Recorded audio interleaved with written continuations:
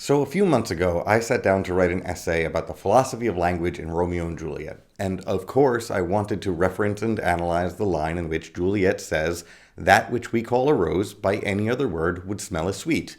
It's a line so memorable, I thought that I could type it out without even needing to look up the correct wording. But then I second-guessed myself. Is the line a rose by any other word, or is it a rose by any other name? So I had to go check, and the answer is both.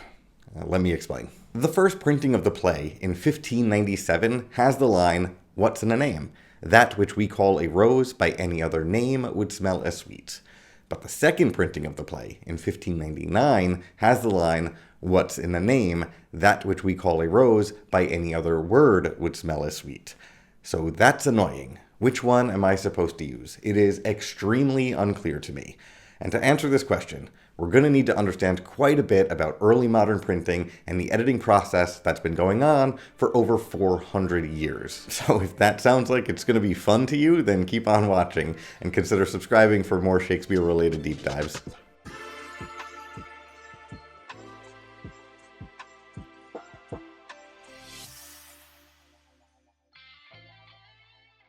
First, let's get a little vocabulary out of the way. The first printed edition of Romeo and Juliet appeared in 1597, and historians refer to that as the first quarto. So we should start by explaining what we mean when we say quarto. And just to warn you, I plan on saying it quite a bit today, like probably too much. Okay, printing presses during Shakespeare's lifetime would be fitted to use a standard paper size. These sheets of paper were about 19 inches by 24 inches, though different presses might vary slightly. Of course, a printer could just print one page of text onto a single piece of paper, bind those pieces of papers together, and publish a book that way.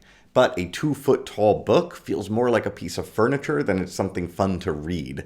So printers would divide a single sheet of paper into 4 quadrants, and then they would be very clever about how they arranged text within those quadrants.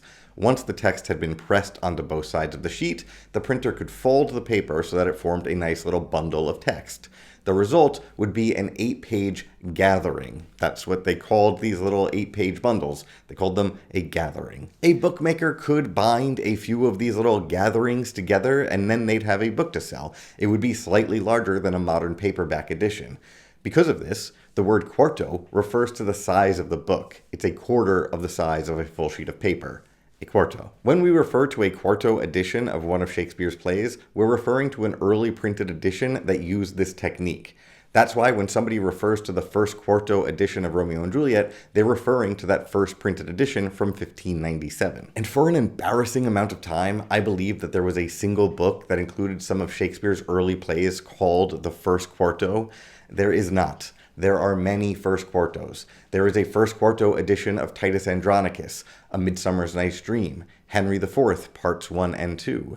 And if they sold well, and the Henry IV plays did sell very well, they might be printed in a second quarto, or a third, or a fourth. Henry IV, for example, got 5 quarto editions just in Shakespeare's lifetime. My point here, so that you don't make the same mistake that I did, is that these are not collections of plays. There are multiple first quartos, published by different printers in different years for different plays. And a quick note about these quarto editions is that if Shakespeare decided to print a play like this, there would be no way for him to control future reprintings or productions. Copyright protections did not exist in the 1590s the way that they do today, so any printer could just copy the text and print more without Shakespeare getting any compensation. Additionally, another theater group could perform the plays using Shakespeare's text, and Shakespeare wouldn't get a payday from it. Authors just didn't have a lot of rights back then. Because of this, there is a fear that some minor actor who didn't get paid very well might go out and sell the script to a printer. For that reason, and to prevent this from happening, many actors in a performance would only get their lines and their cues, nothing else. Only actors with a stake in the theater company would have access to the full script. So imagine being in a play, but you never actually have access to the full script. You only get your lines. That's the sort of preventative measure that Shakespeare would have had to take to prevent minor actors from pirating his scripts. There are scholars who believe that some of the early quarto editions from the play may be the result of this sort of piracy, a disgruntled actor or two who memorized as many lines as they could and then sold the popular play to a printer. Scholars often refer to these as bad quartos because they contain a bunch of errors. The first quarto edition of Romeo and Juliet, that one published in 1597, is sometimes believed to be the result of this sort of piracy, and therefore a bad quarto. The second edition of the play, the second quarto, published in 1599, says on the cover page that it is newly corrected, augmented, and amended, perhaps fixing the mistakes of a pirated version. And before we move on to a deeper exploration of these editions of Romeo and Juliet, I want to take a moment to call attention to the title pages of the first two printings of Romeo and Juliet. Notice that Shakespeare's name is never mentioned.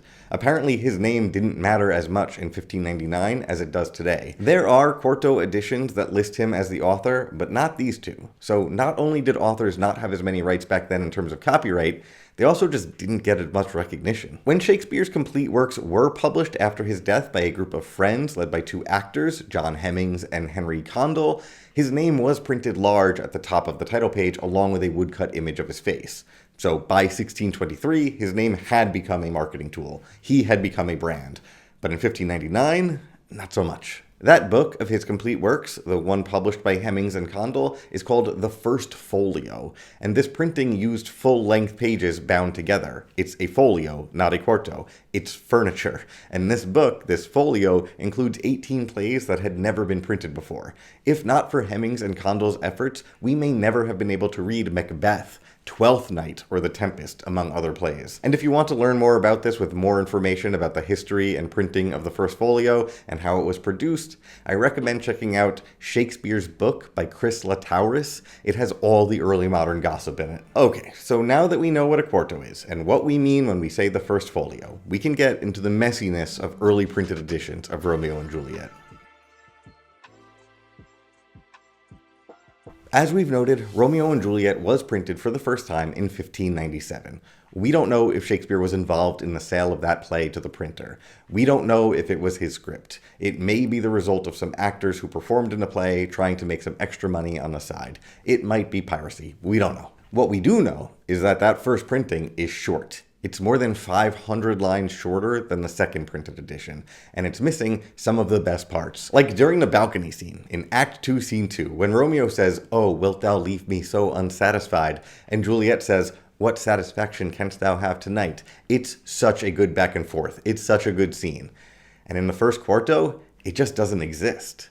And you know that incredible gallop apace monologue that Juliet gives at the start of Act 3, Scene 2? Well, it is much shorter in the first quarto. And so, I think it's clear why that second quarto makes its claim on the title page that it is newly corrected, augmented, and amended.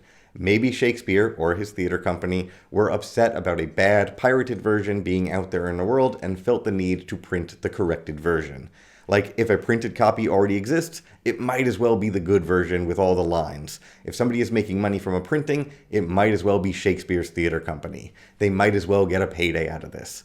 But that's not the only theory for why they printed a second version. Maybe, after 2 years of performing it, they actually did make some changes, and the second quarto is, as it says, augmented and amended. Maybe the first quarto was like a first draft, and with feedback, he made it better. We don't know. We don't know who was responsible for the first quarto and why a second printed edition was printed 2 years later. But I personally tend to agree with the title page of that second edition. It is a better version of the play. Like, maybe Shakespeare just realized he could do more with that gallop apace monologue, and then he did. We could think of his plays as a continual work in progress. Maybe the play just got better with revision. And to be clear, it is not only these missing lines that make the first quarto a bad quarto. There are some pretty significant plot holes. Like, take the example of the opening scene. In the first quarto, Benvolio joins the fight among the serving men without saying anything. The stage direction just says, "Enter Benvolio," and he's acknowledged by one of the Montesquieu serving men who say, "Here comes my master's kinsman." There's nothing that indicates Benvolio is trying to break up the fight. Then the stage direction says, "They draw. To them enters Tybalt. They fight. To them the prince, old Montague, and his wife, old Capulet, and his wife, and other citizens, and part them." So we don't have Benvolio trying to break up the fight in the first scene and imploring Tybalt to help. We don't have Daddy Capulet calling for his longsword to join the fight, and his wife saying that it would be better for him to call for a crutch. None of that exists in the first quarto. And most significantly, we don't have the two patriarchs, Lord Montague and Lord Capulet, joining the fight. Instead, they enter at the same time as the prince and immediately break up the fight. And that straight up changes the plot. Montague and Capulet here, in Quarto 1, seem aligned with the prince in trying to stop the fight rather than join it themselves. This implies that they actually don't condone the fighting at all, and if Daddy M and Daddy C don't condone the fighting done on their behalf at the start of the play, that kind of changes things, doesn't it? So that's why the first quarto is considered a bad quarto. And at this point, you might be thinking, fine, the first quarto sucks. Shakespeare fixed some stuff up and we should just think of the second quarto as the final draft, as the real version. But it's not that simple. The first quarto does have its merits. It, for example, has a much more stage direction, and some of it is quite useful. Like in Act 3, Scene 4, when Capulet and Paris are discussing how Paris has had no chance to speak with Juliet yet, the first quarto provides some useful stage direction. Paris offers to go in, and Capulet calls him again. The second quarto doesn't have this information, and the stage direction actually helps explain why Capulet starts taking a much harder line with his daughter. He's feeling the pressure of Paris. Additionally, the emotional closing of Act 4, Scene 3, when Juliet takes the potion, the first quarto gives us the stage direction, she falls upon her bed within the curtains. The second quarto doesn't have that. It just moves on with the other stage direction, enter lady of the house and nurse. I don't care how you feel about the first quarto and its quality, every editor is going to leave in that stage direction calling for Juliet to fall upon the bed within the curtains. It's too useful. We can't only depend on the second quarto. Scholars who believe that the first quarto is the result of piracy of some disgruntled actors will often cite the robust stage direction of the first quarto as proof. The actors would be more sensitive to stage direction and therefore included a lot of it when they sold the play to a printer. That said, in the late 90s, scholars like Laurie Maguire questioned the assumption that actors ever tried to pirate and sell the text of a play. All the quarto editions have their problems. Even the authoritative first folio has some big problems. Like, for example, the first folio just leaves out the brilliant prologue of Romeo and Juliet entirely, and that feels like a mistake. Printing in the early modern period is messy business. The existence of misquotes or missing lines does not mean that something is the result of piracy. Additionally, if the first quarto was the result of a minor actor who sold the play to a printer, we'd expect at least one of the roles to be exactly the same across Quarto 1 and Quarto 2. But that's not the case. So maybe Shakespeare or his theater company were actually responsible for both the printings of the first and second quarto. Once we consider this, then we can entertain some other theories about the two editions. Like, for example, perhaps the first quarto was an abridged version that would only take 2 hours upon the stage, which is something that's promised by that prologue. Or perhaps Shakespeare was open to his play being read rather than performed, so he put out a longer version in 1599 that would be better to read than to perform. Again, we don't know, and this causes some issues for people who want to edit the plays for classroom editions or for performance editions. Lots of decisions need to be made, so let's move on to a case study to better understand and appreciate some of these decisions. In the closing scene of the play, Juliet awakes to find Romeo dead. She hears the watch coming, picks up Romeo's dagger, and ends her own life. This is true of both the first and second quarto editions, but what Juliet says is different. In the first quarto, she says, "I, noise, then must I be resolute. O happy dagger, thou shalt end my fear. Rest in my bosom. Thus I come to thee." But in the second quarto, she says, "Yeah, noise, then I'll be brief. O happy dagger, this is thy sheath. There rust, and let me die." And honestly, both options seem pretty great to me. The first quarto version scans really well, meaning it's easy to read. It's in iambic pentameter with a natural rhythm. It also adds some nuance to Juliet's decision. She's both using the dagger to end her fear and to join Romeo in death. Thus I come to thee. Additionally, the word rest seems really well chosen here. It connects her more meaningfully to Romeo as it recalls his final words when he said, "Therefore will I, O here, O ever here, set up my everlasting rest, with worms that are thy bedchamber maids." By using the word rest, the first quarto connects the final words of Juliet with the final words of Romeo.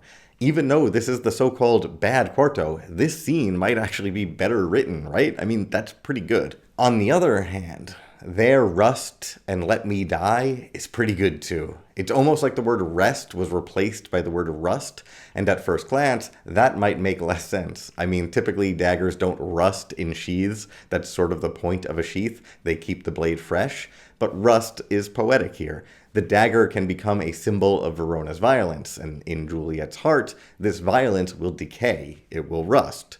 Her love, represented by her heart, will diminish the feud. It will rust the dagger. The feud will decay. The violence will die there, in her heart. And also, throughout the entire play, Juliet has been romantically linked with death. We can even think of the play as a love triangle where Romeo and Death compete for Juliet. And Juliet understands the nature of this love triangle from the very first act when she says that if he, meaning Romeo, be married, my grave is like to be my wedding bed. And much later, believing her to be dead already, Juliet's father says, Death is my son-in-law, death is my heir, my daughter he hath wedded. I will die and leave him all. Life, living, all is death's. In these and other moments, it's clear that Juliet is either going to marry Romeo or she's going to marry Death. So, both Romeo and Death compete for Juliet, and the idea that Romeo's dagger will rust in her heart evokes this tension. Rust, death, decay, they lie in Juliet's heart. Catherine Belsey, whose work has been invaluable in writing this particular video essay, defends the use of the word rust instead of rest when she says that, in its shock value, the image reiterates the notion of death as a lover taking possession of Juliet's body.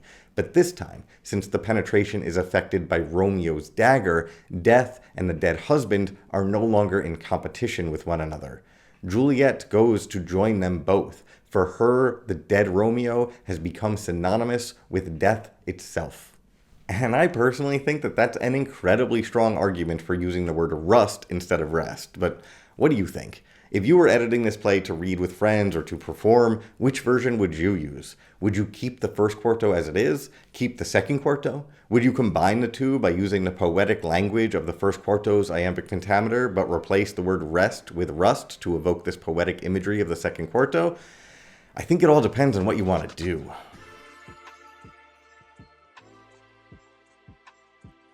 Given all these issues, lots of editorial decisions need to be made by someone. If you want to preserve a belief in the value of authorial intent, and you want to use exactly the text that Shakespeare would want you to use, well, good luck with that. We will never know if Shakespeare wanted the word rest or rust there. Rest could have been misheard or misremembered by an actor trying to pirate the play. The word rust appears in the corrected and augmented second quarto, but that could very well be a mistake by the typesetter who picked up a U instead of an E as he was setting the typeface. Maybe Shakespeare wanted rest to be performed, but rust to be read. The dagger's final placement by any other word is going to end Juliet's story, or is it by any other name? The reality is that the version of the play that you're reading for school or planning to perform was first penned by Shakespeare, but it has been a massive collaboration across time and space. The text has been influenced by actors performing it during and after Shakespeare's lifetime. It's been influenced by audiences reacting to it, feedback from his theater group, printers arranging the text to fit on 4 quadrants of a large sheet of paper, Shakespeare's colleagues collecting his notes after his death, and an army of editors who have tried to navigate these problems for the past 400 years. They all contributed to the final text that you have in front of you. We don't know what Shakespeare intended, and I personally don't think it matters very much. The massive collaboration across time and space seems much more beautiful to me than having one authoritative source of truth. The play continues to live and grow, so do what's best for you. Participate in this process, this collaboration. All we have are the texts left behind, and we have the power to make decisions based on the context in front of us. Make decisions based on what you want to do with the text, and enjoy yourself with it. And that's all I got for this one. I hope you found it interesting. I'll be back in the fall with a new season. Thank you for watching.